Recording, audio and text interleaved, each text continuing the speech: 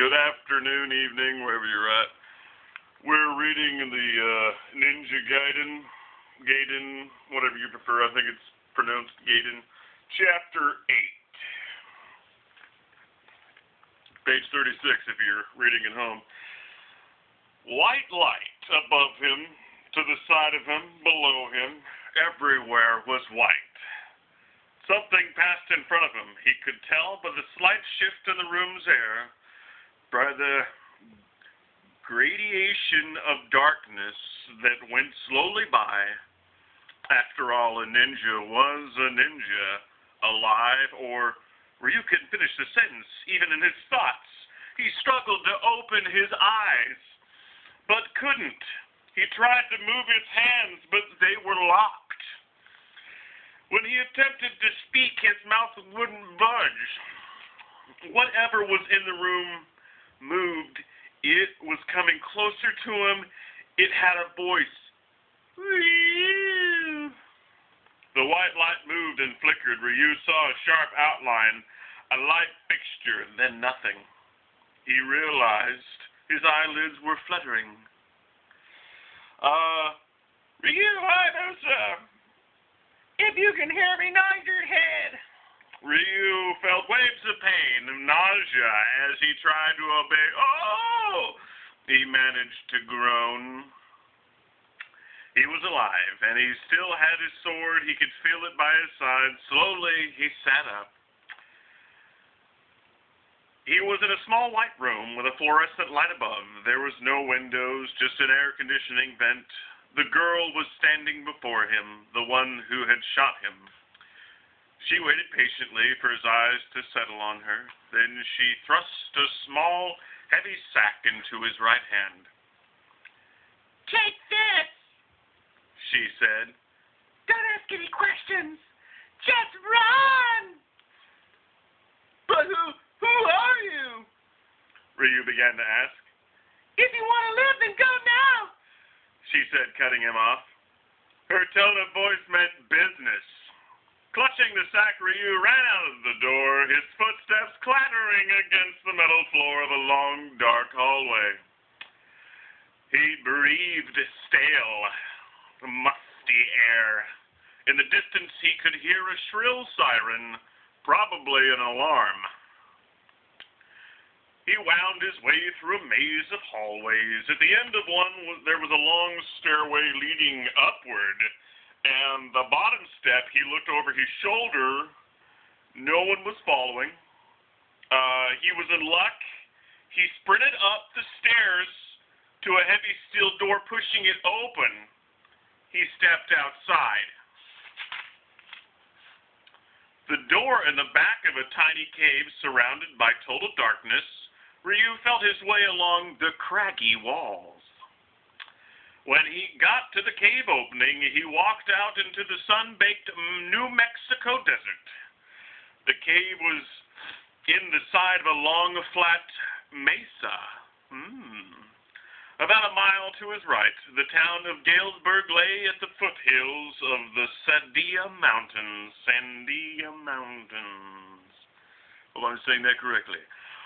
Ryu ran toward the town. When he was sure no one was following him, he opened the sack he'd been given. Inside was a small statue made of some black substance and looked like marble. It had the shape of a dragon, hunched and snarling. Probably some smuggled sculpture, he thought. He decided to hold on to it. After he saw Dr. Smith, he could take it to the police station. This time, when he got to the university gate, the guards weren't so unfriendly. And, "What did you say your name was?" The first one asked. "Ryu Hayabusa," Ryu answered. "That's what the doctor said," the other one interjected. He mentioned my name." "Oh, yeah." Ryu asked, confused. "I told him some kid came, some kind of Japanese-sounding name," the first one replied. "I tried to remember it. All I got was Haya." "His eyes lit up like a Christmas tree," the second one added with a smile. Whatever, yeah, mate. I guess he knows you. Go on in. First building to your left, room 217. Thanks! Ryu ran across the quadrangle and into the building. He knocked on the door to room 217, then turned the knob and entered. The first things he noticed were the maps, dozens of them plastered along the walls, strewn all over the surfaces, were floor-to-ceiling bookshelves on each wall stacked with papers, magazines, tapes, books. And the center of it all was a rumpled old man with a thick white beard and a pot belly. His piercing eyes stared through thick, wide-rimmed glasses. He seemed to be examining Ryu as if for an interrogation. But when he spoke, his voice was soft, almost tender. You look just like your father, was all he said. Ryu walked up to the desk. You knew him, didn't you? He said. You know what happened to him? Please sit. Dr. Smith said, gesturing to a chair. I can't. Emotions were coursing through Ryu like electric connections. He jumped. He wanted to jump with joy. He wanted to ask Dr. Smith 1,000 questions at the same time. The last thing he wanted to do was sit. Dr. Smith nodded. I don't blame you. He sat back in his chair, a trace of a smile emerged from behind the beard. You know, I almost thought Planet F had failed. I was beginning to think I'd never meet you. And now here you are, grown, handsome, strong, exactly the way your father imagined you would be. And of all the times for you to come. Ryu couldn't stand it any longer. Please, Dr. Smith, he pleaded. Tell me what I'm doing here. Tell me what happened to my father. Very well, boy. Dr. Smith picked up a pipe from his... Dr. Smith...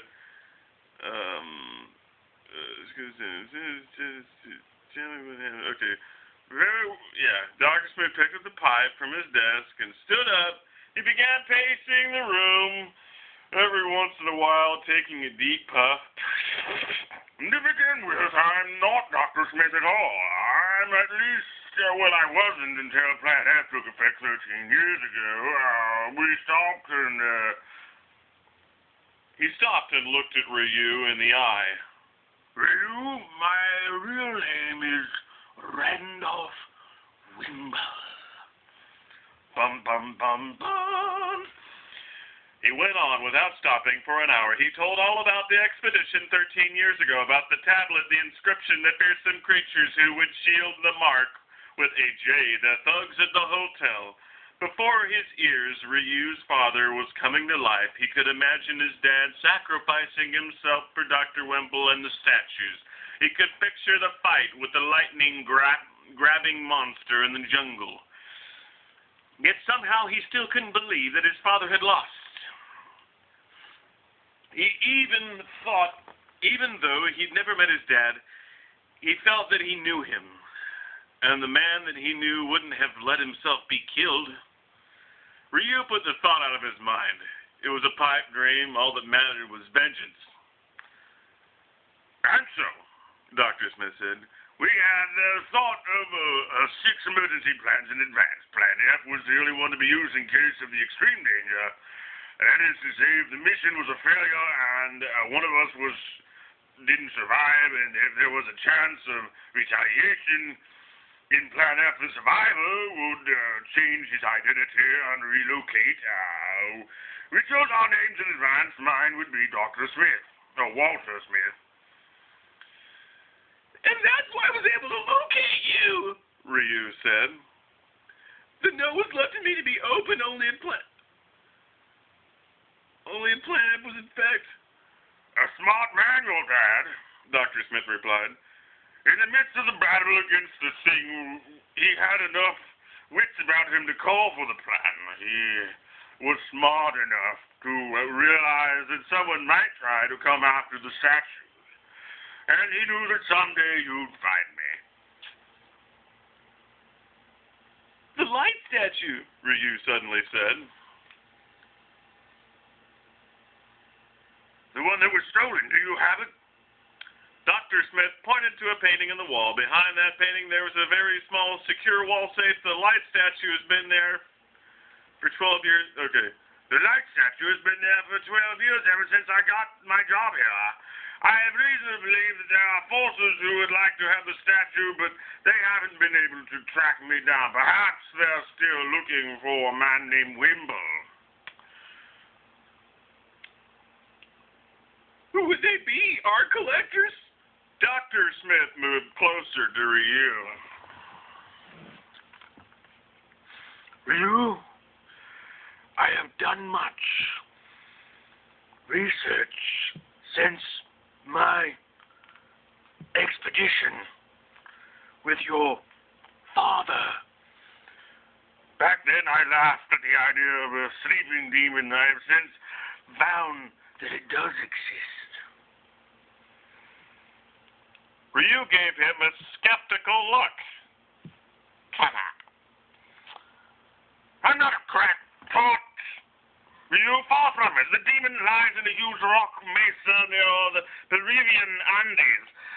I've also studied all the inscriptions and the legends and the petition of Shinobi's fight in the 13th century, and I have calculated that the demon is scheduled to awake soon. The time of the dark moon is now.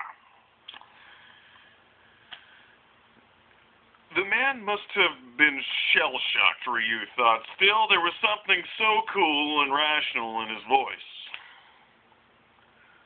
How near? He asked. There was a glint in Dr. Smith's eye. This is why your visit today is so remarkable. If my figures are correct, the day of the dark moon, the 700th anniversary of the demon's hibernation, will occur tomorrow.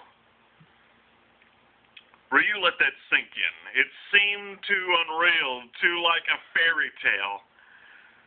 So what does that mean, Dr. Smith? The world's just going to explode or something? Dr. Smith smiled. No! Tomorrow you and I can celebrate your father's name. The world will be safe as long as I have the light statue away from the temple. Ryu lifted his sack and put it on Dr. Smith's desk. For what it's worth, he said, lifting out the shiny black figurine. You have both statues. Dr. Smith stared. His jaw went slack. Slowly he approached it with disbelieving eyes. How did you get this? He said, his voice barely audible. Package for Dr. Smith! A voice shouted at the doorway. A helmeted postal worker walked in carrying a shoulder sack. He walked away briskly towards the desk. Oh! Exclaimed Dr. Smith, jumping with surprise. I wasn't expecting. The man threw down a clipboard. Sign here! The statue was now shielded from Ryu by the man's body. Ryu began walking around the desk. He didn't want to let the figurine out of his sight. As Dr. Smith grabbed a pen from his pocket, the man bolted for the door. See you, fellas, he called out. The dark statue was gone. Now we have a game hint for those playing at home. To beat Bloody Moth, get right next to him and start throwing your small star. Don't stop. When you run out of stars, run up and use your sword. Got that?